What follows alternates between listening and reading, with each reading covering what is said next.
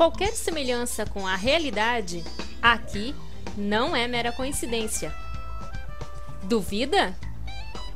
A imagem que você vê no detalhe é da aproximação real de um Airbus A320 da TAM rumo ao pouso no aeroporto de Florianópolis.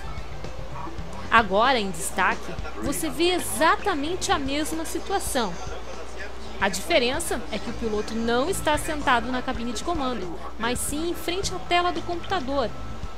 Isso se chama aviação virtual.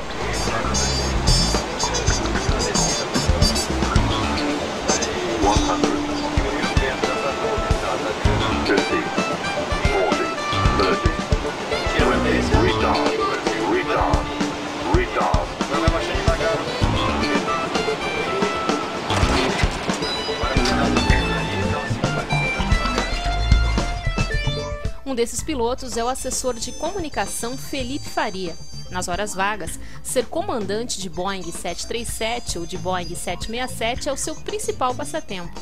Entre os destinos preferidos, Florianópolis, Santiago, Guarulhos, Fernando de Noronha, Recife, Lima e Ilhas Maldivas. O meu sonho de infância era ter sido piloto de 767 da Transbrasil. Mas aí eu cresci, me formei em comunicação, a Transbrasil também já não existe mais e hoje eu me contento em ser piloto virtual das minhas próprias companhias aéreas virtuais.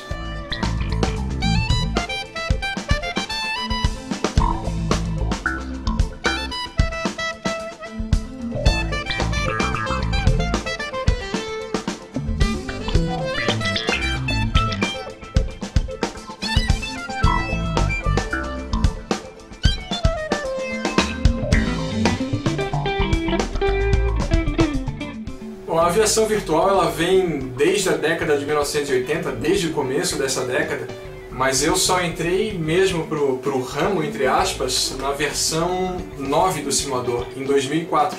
A versão mais recente é essa aqui, o Flight Simulator X de 2006. Quando eu entrei incentivado por alguns amigos e dava para contar nos dedos quantos nós éramos. Hoje, a cada dia, tem gente entrando, tem gente aprendendo a voar, tem gente aprendendo a simular como controlador de tráfego aéreo. Então é uma atividade virtual que realmente não para de crescer. Essa incrível semelhança que hoje existe entre real e virtual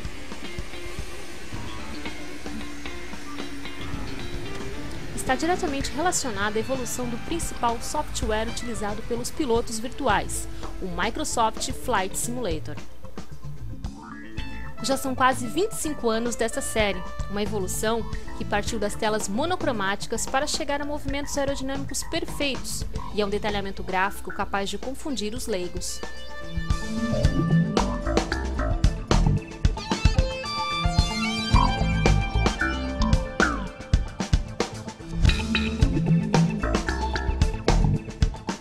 Felipe explica que boa parte dessa evolução ocorre graças a uma política da Microsoft que incentiva o trabalho de terceiros. Isso originou um mercado focado nos entusiastas da aviação virtual e que movimenta milhões de dólares por ano. É mais ou menos como comprar um carro. Quando você chega à concessionária, tem lá a versão básica e a versão completa. Digamos que a Microsoft disponibilizou originalmente uma versão básica. Só que ela abriu os códigos para que pessoas e empresas desenvolvessem as versões completas, digamos assim. Então isso ajudou a aumentar muito o realismo. Por exemplo, esse produto que eu estou utilizando é um Boeing 737-700 de uma empresa americana chamada PMDG, que ele não vem originalmente no simulador. A gente tem que comprar e adicioná-lo posteriormente, né? Esse é um produto premiadíssimo, é um produto que simula praticamente todos os sistemas da aeronave de verdade. Então os botões aqui no painel em cima da cabeça funcionam, a aparelhagem de rádio de comunicação da aeronave, a simulação é tal qual a aeronave real. Então esse trabalho de empresas e de pessoas que desenvolvem voluntariamente ajudou a elevar o nível da simulação a algo jamais imaginado antes. Bom, então se você tem no seu simulador um avião desse porte, que é tão semelhante ao real, como é que ficaria se um dia você, em um voo, tivesse que pilotar esse avião? Eu acho que essa é a pergunta que todo piloto virtual já se fez pelo menos uma vez na vida. Será que eu tenho condições de voar um avião de verdade sem ter habilitação para isso? A resposta que eu tenho na minha opinião, é que pelo menos apertar os botões a gente sabe onde é que é. Porque a gente segue uma série de manuais, tais quais os reais, como por exemplo esse aqui. E como o avião tem uma simulação bastante avançada, pelo menos apertar os botões a gente sabe. Mas é claro que na realidade, né, no voo real, envolve vários fatores que aqui a gente não tem condições de simular, como por exemplo a ação do vento, uma turbulência, o diferencial de aceleração dos motores, etc. Felipe calcula o combustível, analisa o peso total de passageiros, estuda as condições do tempo, prepara as cartas e manuais. Quando está tudo pronto, ainda tem a comunicação com os controladores de voo. Solo Guarulhos, cordial boa tarde ao Brisa 5680, está no pátio 2, Golf 9, informação Charlie.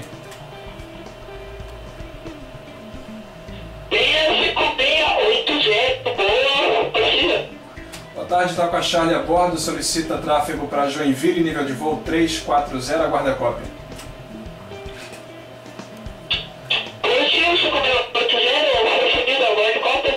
Está no aguardo 5680.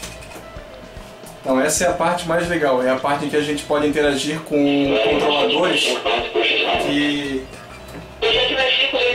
assim como eu, estão nas suas casas agora, só que estão conectados com um software que simula a tela radar do aeroporto, no caso aqui de Guarulhos. Aqui a gente tem um exemplo desse software. Então enquanto eu estou conectado como piloto, esse rapaz que está conversando comigo, ele está na casa dele conectado como controlador de voo na mesma rede, no mesmo servidor.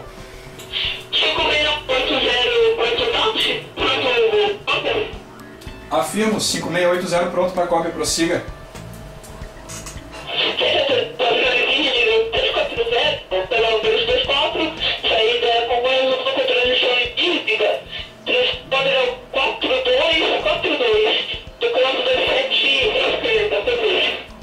Autorizado Joinville, instrumentos, nível de voo 340, rota conforme o plano de voo. Decola pista 27 esquerda, subida Congonhas 1, transição Níbiga, código transponder 4242, é o Brisa 5680.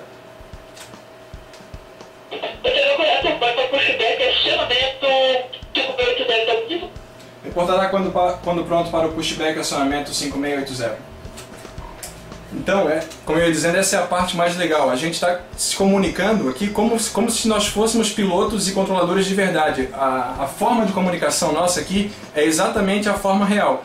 Então eu solicitei uma autorização de tráfego para Joinville, vou preparar a aeronave agora, dentro de instantes eu vou decolar e assim como no voo real, eu vou utilizar a mesma aerovia que os pilotos da Gol, da TAM, da Azul, da Trip, que são as companhias que operam em Joinville, utilizam. Vai ser o mesmo tempo de voo que o real. Eu tenho condições de utilizar a mesma meteorologia que está ocorrendo nesse momento em Joinville e em Guarulhos. Então, voar pela internet, interagindo com pessoas de todas as partes do Brasil e até do mundo, é a parte mais divertida da aviação virtual, com toda certeza. Aeroporto, avião e procedimentos iguais aos reais. As cartas aéreas são as mesmas utilizadas pelos pilotos de verdade. Comunicação, tudo idêntico. O tempo de viagem, Joinville a São Paulo, 50 minutos. O simulador também. Bom, se isso aqui tudo fosse verdade, eu já seria bilionário. Mas a verdade é que eu só tenho gasto com isso. Como eu tenho 2 companhias aéreas virtuais, eu tenho 2 sites para manter no ar. Então eu gasto cerca de 10 a 15 reais por mês de hospedagem. Mas não tem problema, é o meu hobby, é o que eu gosto de fazer para me divertir, para passar o tempo. Gasto com prazer. As companhias aéreas virtuais são uma espécie de clã. Pilotos com interesses comuns se reúnem para voar.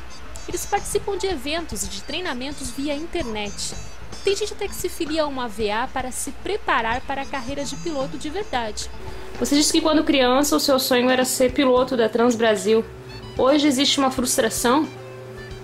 Não existe frustração porque, guardadas as devidas proporções, isso aqui eu acho que me garante a mesma felicidade que eu teria se eu tivesse sido um piloto de verdade.